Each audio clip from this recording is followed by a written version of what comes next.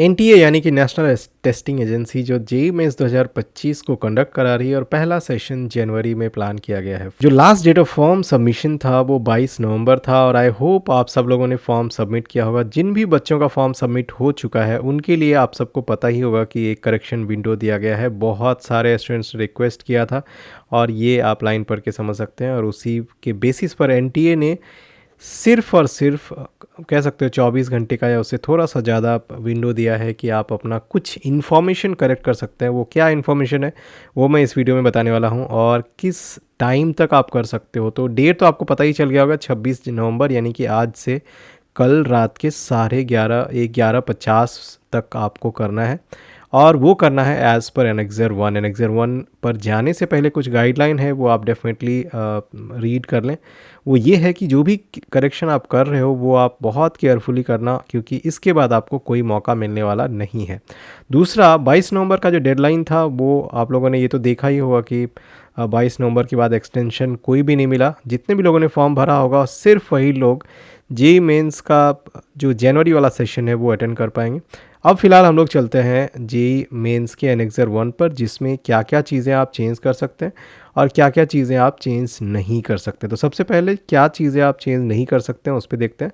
तो सबसे पहले पहला सीरियल नंबर में जो मेंशन किया गया है कि आप मोबाइल नंबर बिल्कुल चेंज नहीं कर सकते हैं, ईमेल एड्रेस बिल्कुल चेंज नहीं कर सकते हैं, एड्रेस जो है परमानेंट हो या प्रेजेंट हो वो चेंज नहीं कर सकते हैं, इमरजेंसी कॉन्टैक्ट डिटेल्स जो आपने दिया होगा वो चेंज नहीं कर सकते हैं और जो फोटोग्राफ आपने दिया होगा वो चेंज नहीं कर सकते हैं। तो ये 5 पॉइंट ज़रूर आप नोट कर लें, क्योंकि जब भी आप एप्लीकेशन फॉर्म भरेंगे तो इन 5 पॉइंट्स को आपको छेड़ना नहीं है, बिल्कुल भी उसको कुछ भी नहीं करना है।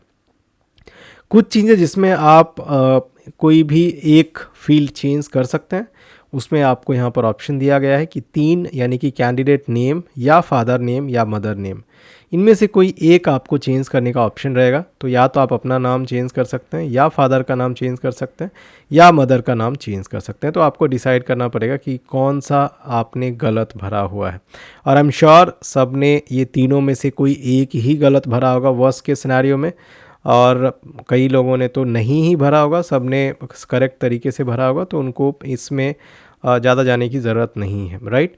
और ये जो आपको तीसरे नंबर पर दिया है इसमें आप सारी चीज़ें चेंज कर सकते हैं, जैसे क्लास 10 या इसका जो इक्विवेलेंट डिटेल्स है वो चेंज कर सकते हैं, जैसे स्कूल का नाम हो गया, परसेंटेज वगैरह वगैरह, ये सब चीज़ें आप चेंज कर सकते हैं। क्लास 12 में भी सिमिलर चीज़ें एप्लीकेबल है।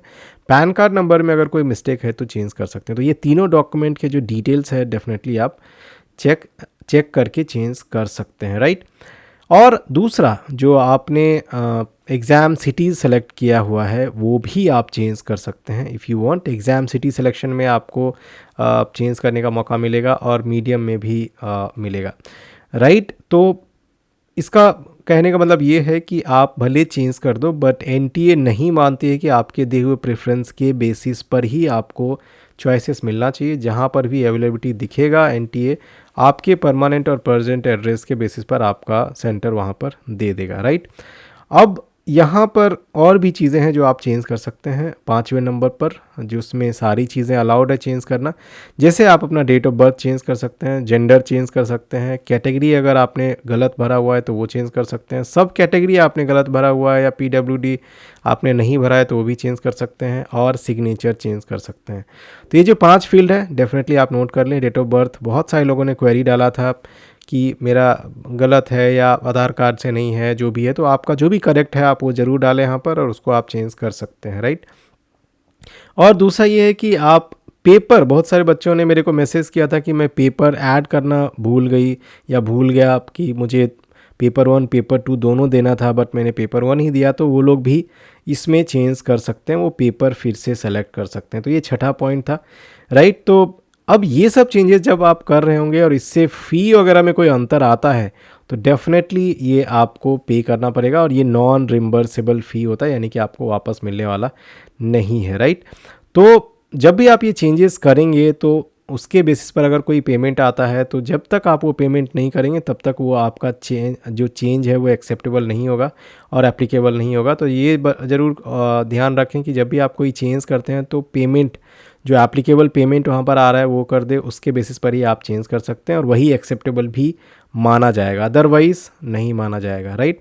दूसरा जो मैंने शुरू में ही आपको एम्फेसाइज़ किया था कि अगर आपने एक करेक्शन कर दिया है तो वो बहुत सोच समझ के करिए। एक बार आपका करेक्शन से एक्सेप्ट हो गया, सबमिट हो गया, तो दोबारा वो कभी भी चेंज नहीं होगा, खास करके इस सत्र में तो, इस सेशन में तो चेंज नहीं होने वाला है।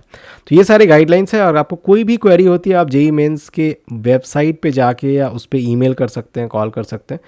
मेरे ईमेल आईडी पे ईमेल लिख सकते हैं जो डिस्क्रिप्शन में दिया हुआ है, और मैं आपका रिजोल्यूशन करने का कोशिश करूँगा, राइट। तो ये सारे कुछ गाइडलाइंस है जो आपको डेफिनेटली फॉलो करना चाहिए। और 18 तारीख का ये नोटिफिकेशन है, और आई होप आपने ये नोटिफिकेशन देखा ही होगा। आप हमेशा से अगर एक चीज़ जो आपको फॉलो करना चाहिए वो ये है, आप अपनी तैयारी पे फोकस करो, साथ ही साथ एनटीए का वेबसाइट चेक करते रहो, या फिर मेरे चैनल को सब्सक्राइब कर लो और उस पर नोटिफिकेशन आते रहता है, वो आपको डेफिनेटली मिलता रहेगा। मिलते हैं अगले वीडियो में। Thank you so much.